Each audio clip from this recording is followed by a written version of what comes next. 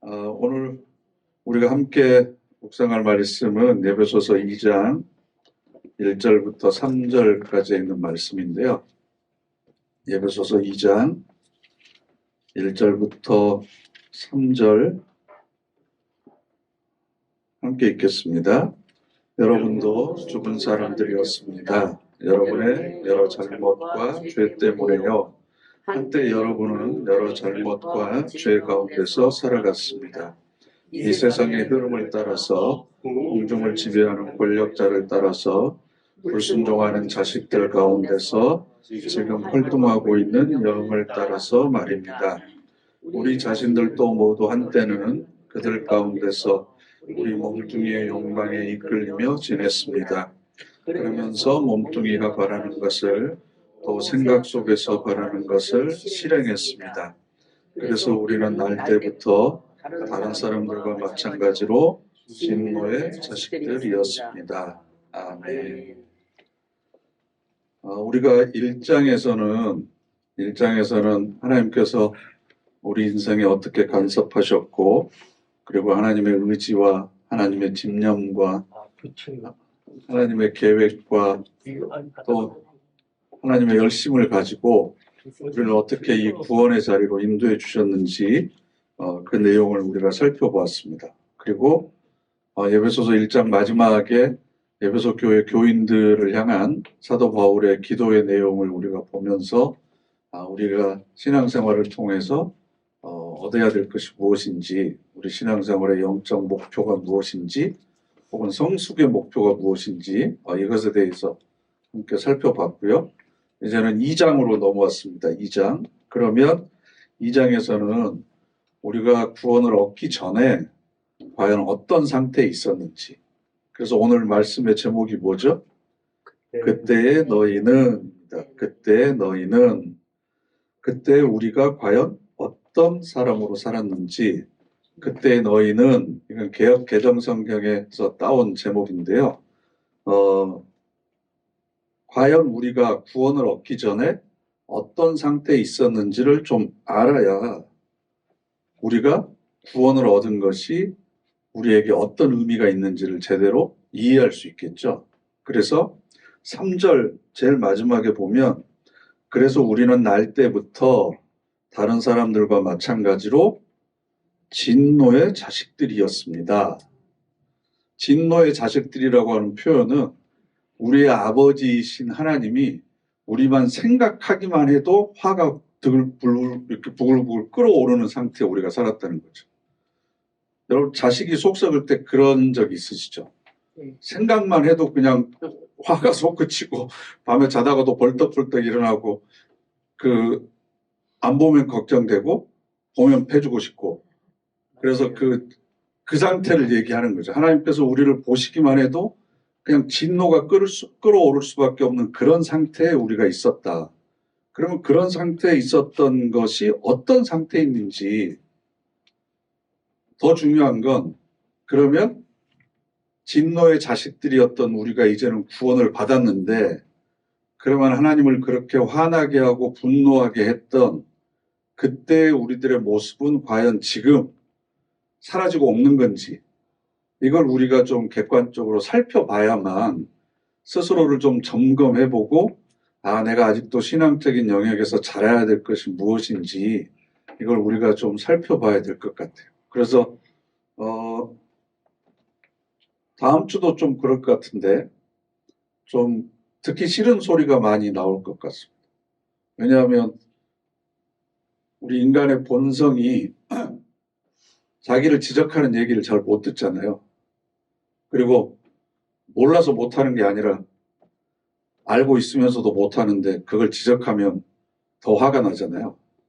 그러니까 성경에 있는 말씀을 제가 풀어서 얘기하는 거지, 여러분한테 제가 개인적인 감정이 있거나 아니면 누구 들으라고 하는 얘기는 결코 아니니까 그렇게 잘 받아들여 주시기를 바랍니다. 네. 그래서 2절을 보시면 한때 여러분은 여러 잘못과 죄 가운데서 살아갔습니다. 이 세상의 흐름을 따라서, 개역 성경에는 뭐라고 해놨죠? 여러분 화면에 나오나요? 대조되는 개역 성경에는 이 세상의 풍조를 따라서 이렇게 돼 있죠. 공중을 지배하는 권력자를 따라서 불순종하는 자식들 가운데서 지금 활동하고 있는 영을 따라서 말입니다. 이렇게 되어 있습니다.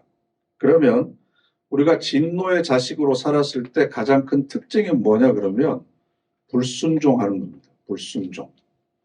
그럼 불순종의 의미는 우리는 보통 어떻게 생각을 하냐 그러면 하나님의 말씀대로 살지 못하는 것이 불순종이구나 이렇게 생각을 합니다. 하나님께서 나에게 원하시는 것이 무엇인지 아는데도 불구하고 내가 그렇게 살지 못하는 것, 이게 바로 불순종입니다. 그럼 왜 그렇게 못 살죠? 몰라서 못하는 게 아니잖아요. 근데 하나님께서 원하시는 것을 내가 알면서도 왜 그렇게 안 됩니까? 진리를 알지니 진리가 너희를 자유케 하리라 할 때 이 자유라고 하는 것은 방종이 아니잖아요.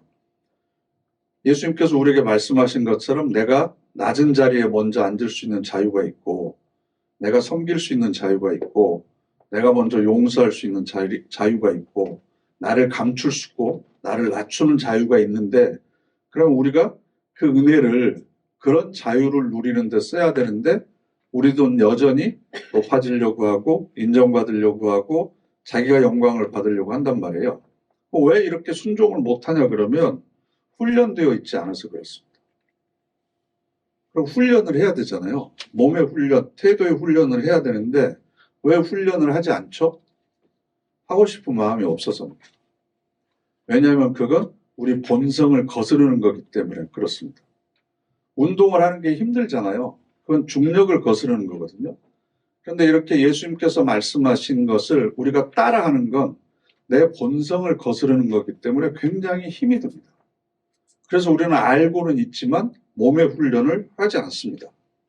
즉 하나님께서 우리들에게 말씀하신 것들을 우리가 그것을 잘 받아들여서 내재화하고 그것을 다시 손으로, 발로, 말로 실행할 수 있는 그런 장치가 우리 안에 없다는 거예요. 그래서 우리는 본질적으로 빛에 서는 것을 싫어하는 족속들입니다. 어둠을 훨씬 더 좋아합니다. 그래서 제가 지난주에 빛이 좋으세요? 어둠이 좋으세요? 물어봤더니 다 빛이 좋다고 그러지만 빛 아래 모든 것이 다 까발려진다고 드러난다고 생각을 하면 그쪽으로 갈 사람들 아무도 없을걸요. 적당한 어둠이 좋잖아요. 감출 건 감추고 그래서 내 부끄러운 모습 안 보이고 그래야만 우리도 편안한 마음을 가지고 살 수 있는 거죠. 그래서 성경 말씀이 우리의 심령과 골수와 관절을 찔러 쪼갠다고 하는데 그런 말씀이 나를 그렇게 파헤치고 드러내는 것에 대해서 우리는 본능적으로 싫어합니다. 거부감을 갖습니다. 그래서 제가 설교를 하면 제 아내가 제일 싫어하는 게 맨날 야단치는 설교를 한다고 그래서 좀 이렇게 위로가 되고 평안을 주고 그래야 되는데 맨날 이거 잘못했다 저거 잘못했다 이러면 되냐 뭐 이런 식의 설교를 한다고 그래서 싫어하거든요. 우리가 다 그런 경향이 있어요. 그런데 여기서 한 발짝 더 나아가서 불순종이라고 하는 것은 말을 안 듣는 정도가 아니라 자기 하고 싶은 대로 하는 겁니다. 자녀한테 너 공부해 그러면 책상에 앉아놓고 책 펴놓고 딴 생각하고 있어요. 그럼 그건 순종한 거예요? 불순종한 거예요? 앉아있기는 앉아있었으니까 책을 펴놓기는 펴놨으니까 그걸 우리가 순종했다고 그럽니까? 삐져가지고 밥을 안 먹어요. 너 밥 먹을래 안 먹어? 일 안 와? 밥 먹어? 그러면 식탁에 앉아가지고 밥 먹는 신용만 하지 밥을 안 먹어요. 그럼 우리가 보통 그걸 불순종이라고 그러는데 성경이 말하는 불순종은 그게 아니고 거기서 한 발 더 나가는 거예요. 하나님께서 원하시는 것을 하지 않는 것뿐만 아니라 내가 하고 싶은 것을 하는 것. 이게 불순종이죠. 그래서 시편 1편을 보면 복 있는 사람은 악인의 꾀를 따르지 아니하고 죄인의 길에 서지 아니하고 오만한 자의 자리에 앉지 아니하고. 그러니까 악한 사람은 항상 그 꾀를 생각해요. 그죠? 근데 교만한 사람은 죄인의 길에 가서 서 있어요. 오만한 사람은 그 길에 아예 주저앉아요. 등급이 있잖아요. 그러니까 불순종은 오만한 자예요. 하나님께서 원하시는 길이 어딘지 알아요. 근데 그 길로 안 가요. 내가 가고 싶은 자리 내가 앉고 싶은 자리에 딱 앉아 있는 거죠. 그러니까 할 테면 해봐라 라는 거죠. 그러니까 저 불순종의 문제는 권위에 대한 문제죠. 내 삶의 주인이 누구인가? 나는 과연 그것을 인정하고 있는가? 그래서 교회 다니시는 분들한테 당신의 삶의 주인이 누굽니까? 그러면 하나님입니다. 라고 다 얘기합니다. 하나님이 내 삶의 주인이십니다. 그런데 그렇게 인정하는 것하고 정말로 하나님의 주권이 내 삶의 모든 영역에서 나를 다스리고 있는가? 현실하고의 간격이 굉장히 많이 있다는 거고요. 우리는 그것에 대해서 사실은 심도 깊게 고민을 해보지 않습니다. 그래서 내가 하나님을 주님이라고 부르고 있고 그분이 나를 지으신 분이고 내 인생의 주인이시다 라고 하는 것을 인정한다고 해서 내가 그런 삶이 사라지는 것은 아니잖아요. 머리에 있는 것이 내 삶으로 드러나기 위해서는 여러 가지 복잡한 과정을 거쳐야 되거든요. 그러니까 불순종이라고 하는 건 결국 하나님이 내 삶의 주인이시고 하나님께서 내 삶의 모든 계획을 가지고 계시고 내 앞길을 예비하는 것보다 하나님께서 내 앞길을 더 완벽하게 준비하고 계시고 내가 계획하는 것보다 더 선한 계획을 가지고 내 삶을 끌고 가신다라고 하는 것을 우리가 인정하는 거거든요. 그런데 이 사회의 흐름이라고 하는 게, 이 세상의 흐름이라고 하는 게 자꾸 그렇게 하나님의 인도하심과 하나님의 주권을 인정하지 않는 방향으로 계속 이렇게 흐르고 있는 거예요. 그래서 세상의 흐름을 따라서 우리가 흘러가고 있는 거죠. 젊은 사람들이 가장 많이 보는 책들이 서점에 가보면 자기 개발 서적이에요. 자기 개발 서적. 어떻게 하면 경쟁에서 뒤처지지 않고 자기의 역량을 잘 개발해서 조금이라도 더 앞서갈 것인지, 어떻게 하면 내가 가지고 있는 가능성과 잠재력을 잘 개발시킬 수 있을 건지. 그런데 그것의 전제가 뭐냐 그러면 나는 무한한 가능성이 있다. 나는 무한한 잠재력이 있다.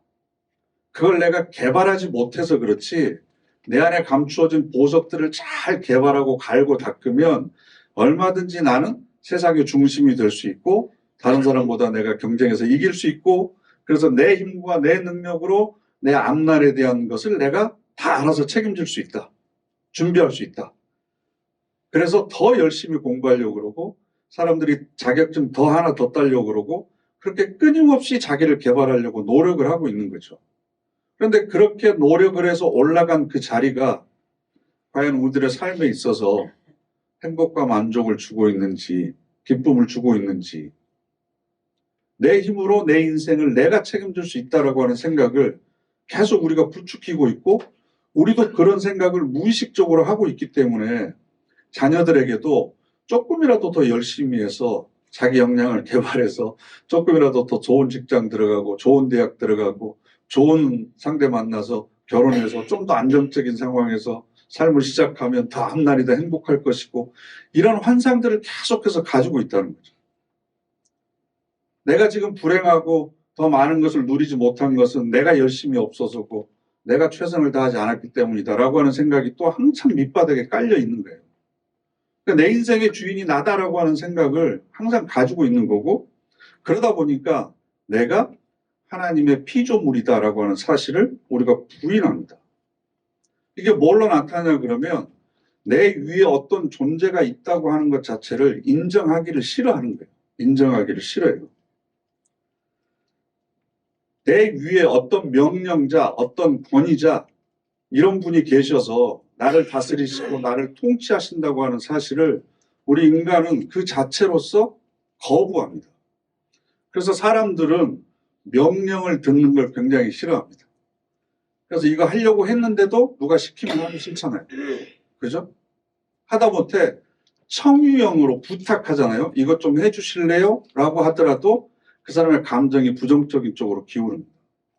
그래서 인간은 어떤 명령이나 통제도 받기 싫어해요. 그게 저와 여러분 안에 있는 본성이에요, 본성. 근데 그나마 그런 본성이 있음에도 불구하고 설교를 그렇게 들어주는 것만 해도 얼마나 감사한지 모르죠. 이래라 저래라 이러면 안 됩니다라는 얘기를 매주 여러분들은 듣고 앉아 있는 거잖아요. 이걸 왜 싫어하냐 그러면 내가 연약한 존재라고 하는 걸 인정하기를 싫어하는 거예요. 내가 내 인생 책임질 수 있는데 성경에서는 뭐라고 얘기해요? 당신은 은혜가 필요한 존재입니다. 당신 힘으로는 온전히 살아가지 못합니다. 뿐만 아니라 당신은 도움을 구해야 됩니다. 당신은 위로가 필요한 존재입니다. 당신은 하나님의 무조건적인 사랑이 필요로 하는 존재입니다. 이 얘기를 전부 합쳐서 노골적으로 얘기하면 당신은 부족한 존재입니다. 당신은 모자랍니다. 당신은 당신 삶을 책임질 수 없습니다. 누군가 당신을 붙들어 줘야만 당신은 당신다운 삶을 살 수 있습니다. 이 얘기에 대해서 여러분 쉽게 동의가 되세요? 근데 여러분처럼 이렇게 살아오시면서 인생의 우여곡절을 겪고 산전수전 겪으신 분들은 아 그렇구나 인생에 한계가 있구나 내 생각과 내 뜻대로 되는 게 아니구나 그래서 이 자리에 오기까지 얼마나 오랜 시간이 걸렸습니까 사실은. 지금 조금이라도 더 젊고 조금이라도 더 힘이 있고 조금이라도 더 능력이 있으면 결코 이 자리에 우리가 앉아있을 사람들이 아니라고요. 그만큼 우리는 피조물이라고 하는 걸 인정하지 못합니다. 그러면서 이걸 인간이 가지고 있는 자존심이라고 생각합니다. 그래서 나는 누군가의 사랑이 필요하고 누군가 나를 구원해 줘야 되고 그래서 내가 동의하지도 않았는데 하나님이 나를 위해서 내가 언제 요구했어? 왜 자기 아들을 죽여? 그래놓고 왜 내 죄 때문이래? 그게 또 다 나를 위해서래? 또 나를 믿으래 그러니까? 그러니까 이 사실을 받아들이기가 힘들 거죠. 그래서 거부하는 겁니다. 이게 교만입니다. 자만인 거죠. 그래서 내가 현재 알고 있는 거, 내가 현재 가지고 있는 능력, 이 모든 것으로 내가 필요한 것이 있으면 나는 언제든지 만들어낼 수 있다. 내 삶은 내가 어떻게 해서든지 책임질 수 있다. 라고 하는 생각을 우리는 여전히 갖고 있는 거죠. 그러다 보니까 우리가 전도하는데 애를 먹는 이유가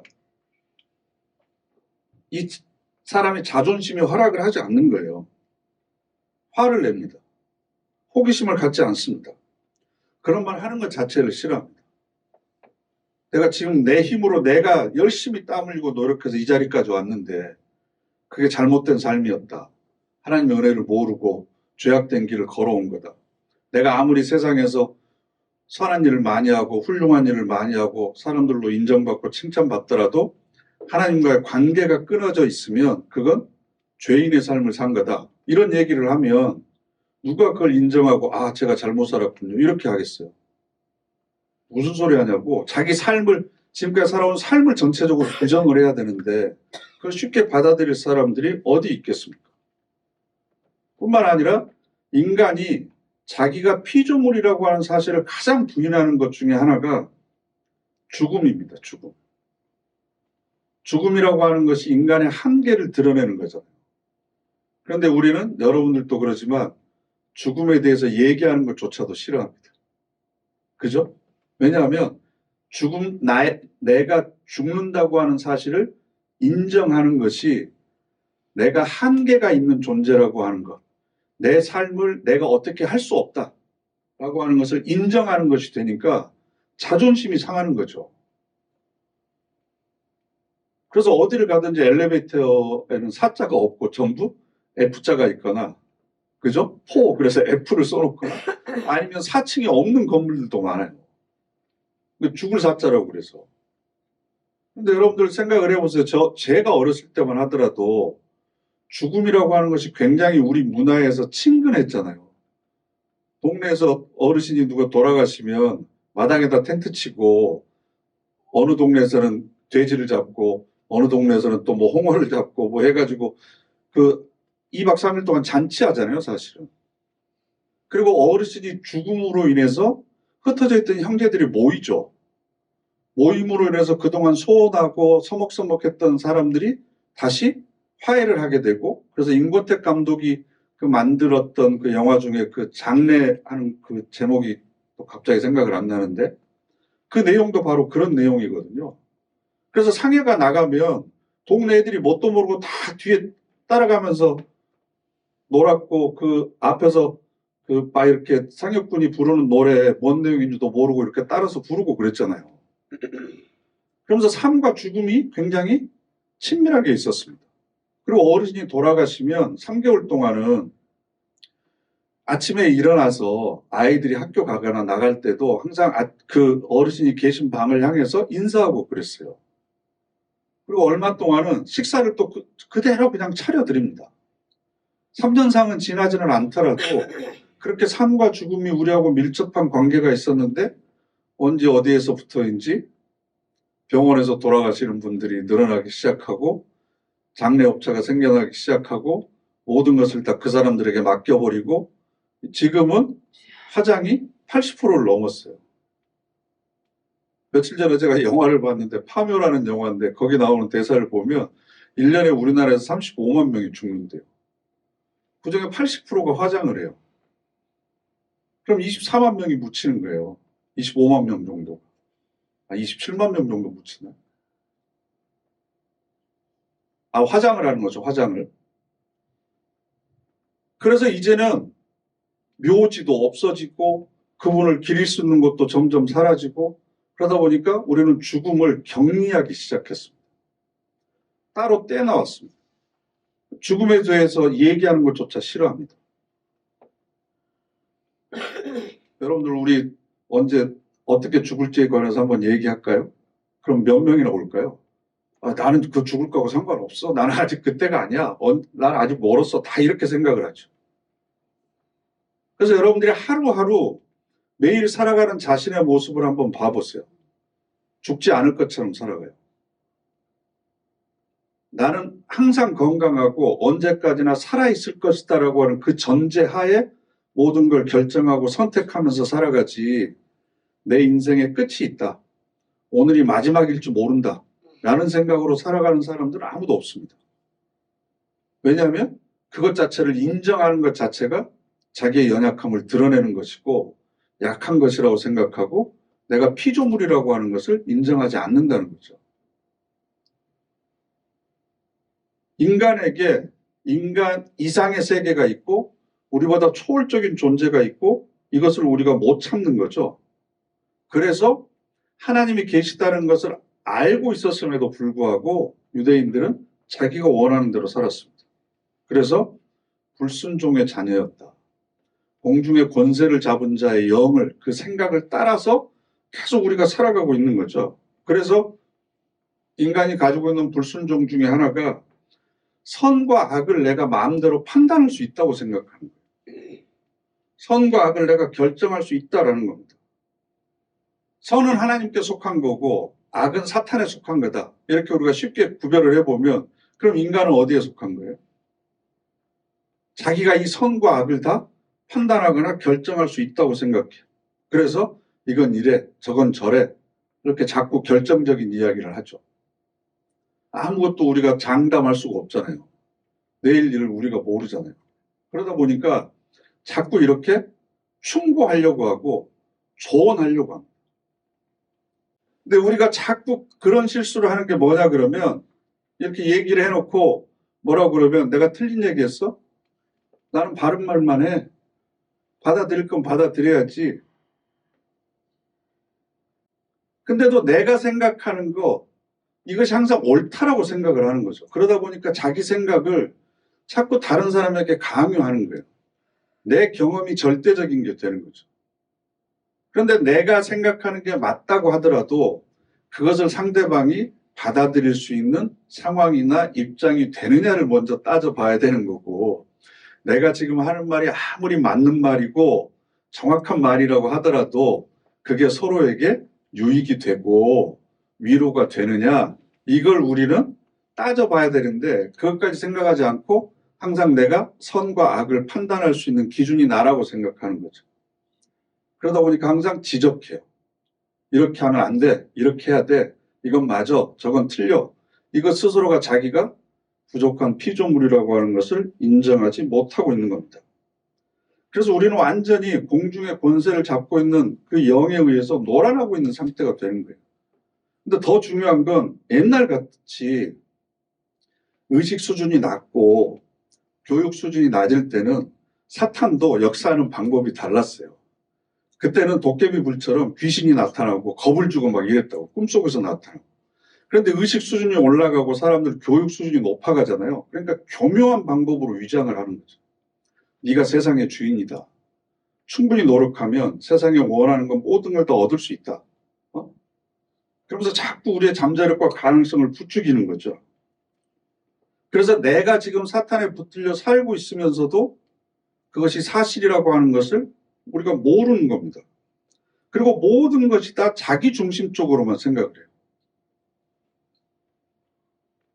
나한테 유리하면 그게 선한 거고, 나한테 이익이 되면 이것도 선한 거고, 사람들이 나를 세워주고 나를 인정해주고 칭찬하면 이것도 선한 거고, 자꾸 이런 쪽으로만 생각을 하는 거죠. 그런데 성경이 우리에게 요구하는 것은 정반대 얘기를 하고 있으면서도, 그런데 이런 불순종의 영, 공중의 권세 잡은 자의 영, 또 세상의 흐름, 이런 것들이 신앙생활을 20년, 30년 저처럼 태어날 때부터 했던 사람들까지도 여전히 그 영향 아래 놓여 있다는 겁니다. 그러면서도 내가 아직 얼마나 부족한 존재인지를 인정하지 않는 거예요. 자기 성찰을 하지 않는 겁니다. 깊은 한숨 소리가. 그 다음에 세상의 흐름에 따라 살고 있다라고 하는 얘기는요, 세상의 풍조, 세상의 흐름에 그냥 휩쓸려 지나간다는 거죠. 많은 사람들이 따라가면 아, 이게 맞는 건가 보구나. 그래서 정말 자기의 뚜렷한 기준과 철학을 가지고 자기의 뚜렷한 확신을 가지고 선택하는 경우들이 별로 없습니다. 우리는 고민하기 싫어합니다. 그래서 많은 사람들이 하면 따라서 합니다. 그래서 세상에서 뭐가 제일 무서운 줄 아세요? 사람이 제일 무섭잖아요.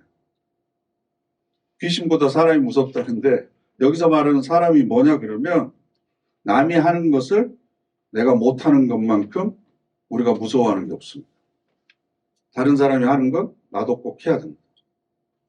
안 하고 있으면 내가 무능력자 같고 뒤처져 있는 것 같고, 그래서 특별히 좁은 땅 안에, 반도 안에 살고 있는 우리나라 사람들이 굉장히 이 문화가 강합니다. 그래서 세계 어느 나라를 가보더라도 읍 단위까지 아파트 단지가 들어서 있는 나라는 우리밖에 없습니다. 왜냐하면 저 정도 평수에는 살아야 되니까. 이 사람들이 살면 나도 이렇게 살아야 되니까. 그래서 만약에 아파트 단지에서 최근에 몇 년 전에 그거 있어요. 건조기 있잖아요. 건조기. 건조기가 배달돼서 누구 집 들어간다. 그러면 그 이제 동에 있는 사람들은 여기저기서 그걸 사기 시작을 하는 거죠. 나랑 같은 평수에 살고 있는 사람도 건조기가 있는데 왜 나는 없는 거냐? 그러면 나는 뒤처진 것이 되니까 여기저기 사는 거예요. 이 정도 평수에 사는 사람이 이 정도 차는 타야 될 것 같고, 그래서 모든 사람들이 자녀들을 다 대학을 보내려고 그래요. 그럼 대학을 보내려고 하는 이유가 뭡니까? 라고 물어보면 없어요. 뚜렷한 게. 그냥 남들 가는데 안 가고 있으면 뒤처지니까. 정상이 아닌 것처럼 보이니까. 그런데 여러분, 많은 사람이 다 한다고 해서 그게 진리인가요? 많은 사람들이 동의한다고 해서 항상 그게 진리입니까? 그런데 우리는 자기의 뚜렷한 기준이 없어요. 그래서 신문과 텔레비전이 지배합니다. 우리도 거기에 오염되어 있습니다. 그래서 뭔가 안 하면 큰일 날 것처럼, 그리고 뭔가 새로운 것을 알면 마치 자기 자신만 알고 있는 것처럼 막 이렇게 자랑하고 떠들어댑니다. 왜냐하면 자기가 우월하다는 것을 증명하기 위해서. 지금 우리가 문명화됐잖아요. 요즘에 총선이 이제 앞으로 다가오면서 뭐 경제가 파탄 나서 다시 회복해야 된다, 뭐 어쩐다 이런 얘기들 많이 하는데, 경제가 회복되면 더 행복해질 것 같습니다. 근데 지금 우리가 88년도 올림픽 이후에 89년도부터 해외여행이 자율화됐어요. 그리고 국제적인 행사가 치러지고 나서 전국의 고속도로 휴게소의 화장실이 굉장히 깨끗해지기 시작했습니다. 그러면서 적어도 우리가 문명 국가라고 하는 이름이 붙여졌고, 네? 개발도상국 중에 유일하게 선진국으로 세계 10위 안에 경제대국으로 부상한 나라가 세계에서 우리나라밖에 없습니다. 놀랄만한 인류 역사 유래의 가장 비약적인 경제 발전을 이룬 나라가 바로 우리나라입니다. 그래가지고 행복해지셨습니까? 철근하고 콘크리트로 만들어 놓은 닭장 같은 데서 다들 이렇게 모여가지고 살잖아요. 훨씬 각박해졌습니다. 옛날보다. 이웃과의 관계가 훨씬 단절됐습니다. 저도 아파트에 살지만 옆집에 사는 분들하고만 엘리베이터에서 인사하지 위아래층에 사는 분들하고는 인사도 하지 않습니다. 훨씬 더 많은 사람들이 자살했습니다. 지금 우리나라에서 47초 만에 한 명씩 자살하나? 1분 안에 한 명씩 자살합니다. 세계 1위입니다. 하루에 30몇 명이 자살합니다. 우리나라 인구에. 노인 자살률, 노인 빈곤율은 세계 1위입니다. 뭐가 더 나아졌습니까? 그런데 우리는 여전히 지금도 무슨 생각을 하냐 그러면 경제가 좋아지면 조금만 더 잘 살게 되면 앞으로 나는 행복할 거다라는 망상에 여전히 사로잡혀 있는 거예요. 자본주의 사회가 계속 우리를 그렇게 세뇌시킵니다. 이 전자제품만 들여놓고 평수만 조금 더 넓히고 자식들 조금만 더 잘 되면 내가 더 행복할 거다라는 생각을 계속 우리에게 주입시키는데, 그런데도 우리는 우리가 추구하는 삶의 방식이 실패했다. 인간은 이렇게 살면 안 된다라는 것을 선언하지 못합니다. 왜냐하면 내가 실패하는 것을 인정하면 하나님이 옳은 게 되잖아요. 그건 죽었다 깨어나도 그렇게 말하기를 싫어하는 겁니다. 그러면서 끊임없이 자기 체면을 겁니다. 사탄은 계속해서 세상의 바쁜 일에 우리를 묶어놓고 계속 뺑뺑이를 돌립니다. 수요일 오전에 왜 안 오시냐고. 먹고 살기 바빠서요. 직장 가야 돼서. 그래요. 직장 간다고 그래요. 그럼 직장 안 가시는 분. 병원 가야 되고요. 볼 일 있고요. 시장도 봐야 되고요. 내일 해야 되고요. 근데 그 일들이 내 삶의 가치를 만족시키고 나를 행복하게 하고 정말 인간다운 삶, 나다운 삶을 살게 하는데 도움이 되는 건지, 아니면 가족이라고 하는 내가 속해 있는 단체의 거대한 기계 안에 부속품처럼 내가 끊임없이 계속해서 돌아가면서 나를 소진시키고 있는 건지. 근데 그렇게 살아가야만 사람이 사람답게 구실을 할 수 있고 제대로 산다라고 하는 생각을 우리도 계속 하고 있기 때문에 바쁘고 정신없는 걸 당연하게 생각하고, 인간이 정말 중요하게 생각해야 되는 것에 대해서 하루에 한 번도 생각하지 않고, 한 번도 자기 자신을 성찰하지 않고 하루하루가 계속 넘어가는데도 그것에 대해서 전혀 이상하게 생각하지 않습니다. 그러다가 하나님께서 한번 치시면 질병에 걸리거나 망하거나 아니면 관계가 파탄나거나 이런 일이 생기면, 야, 내가 뭐 때문에 여기까지 살아왔는지, 인생이 뭔지, 이대로 계속 살면 내가 어떻게 될 건지, 그런 것에 대해서 비로소 고민을 하고 정신을 차리게 되는 거죠. 군대 귀신 들린 사람이 있었는데 예수님께서 그 귀신을 쫓아내니까 돼지떼 속으로 들어가잖아요. 그 돼지떼가 게네사렛 호수, 갈릴리 호수는 너무 커서 이쪽에 게네사렛 동네에 사는 사람들은 게네사렛 호수라고 부르고 이쪽에서는 갈릴리 호수라고 부르거든요. 그 바다와 같이 넓은 곳으로 상상을 해보세요. 돼지 300마리가 귀신 들려가지고 전부 뛰어가요. 2,000마리 아니에요? 2,000마리인가요? 확인을 해보겠습니다. 근데 어디로 가는지도 모르는 거예요. 군대 귀신이라고 하는 건 뭐겠어요? 힘을 상징하는 거죠. 권력을 상징하는 거죠. 조금이라도 힘과 권력을 내가 얻어야만 남을 다스리고 통제할 수 있다. 이 생각에 사로잡힌 사람들이 조금이라도 앞서려고 열심히 뛰어가는 거예요. 옆에 있는 돼지가 나보다 더 먼저 가면 안 돼. 그러니까 결국 그 목적지가 어디인지 모르고 전부 한꺼번에 뛰어가는 거죠. 그래서 결국 어떻게 돼요? 다 같이 빠져 죽는 거예요. 아, 내가 이러면 안 되지. 정신 차려야지. 그리고 갑자기 멈춰 섰어요. 되지 않아. 그럼 어떻게 되겠어요? 밟혀 죽는 거예요. 그러니까 다 같이 뛰어가는 거예요. 그러니까 구원이라고 하는 건 뭐냐? 구원이라고 하는 단어의 원래 뜻은 물에 빠진 사람을 건져내다. 뛰어가는 돼지 우리 속에서 하나님께서 강권적인 손으로 딱 잡아서 딱 위로 끌어올려 버려야 돼요. 그렇게 우리가 구원을 받았다고.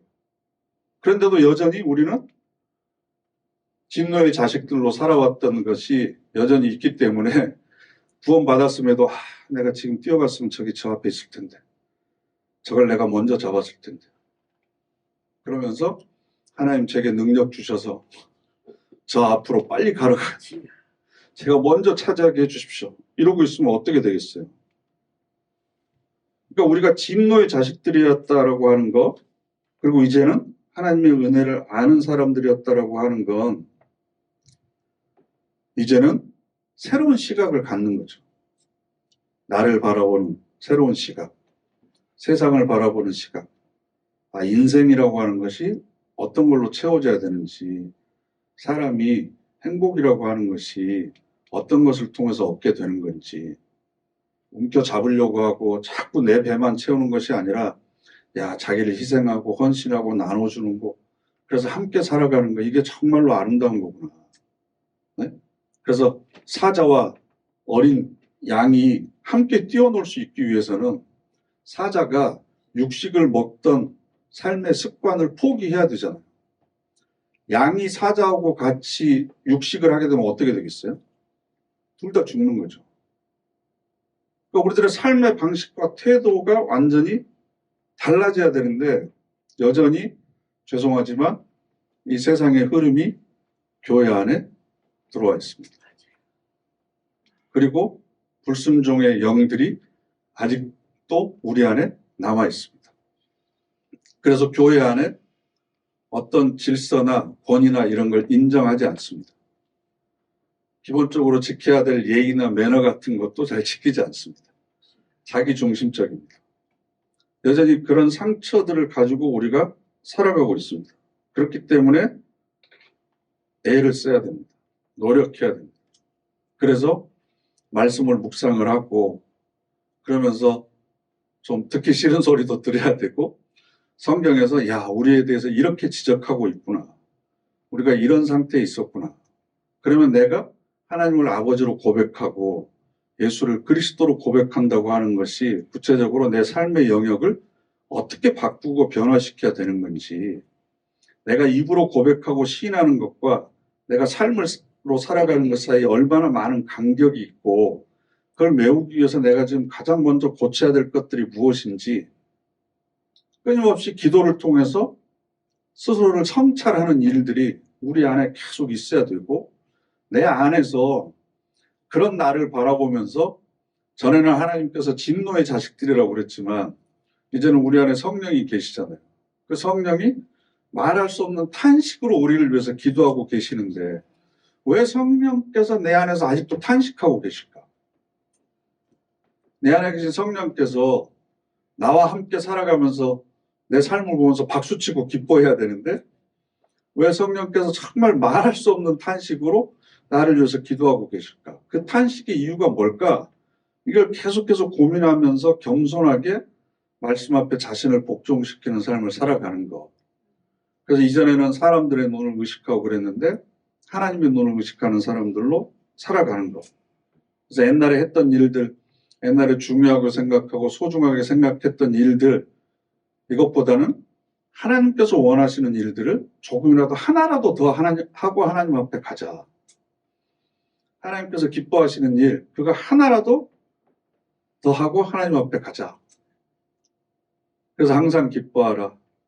쉬지 말고 기도하라. 범사에 감사하라. 이는 그리스도 예수 안에서 너희를 향하신 하나님의 뜻이니라. 하나님의 뜻이다. 그러면 그래, 항상 기뻐하는 삶을 살아야지.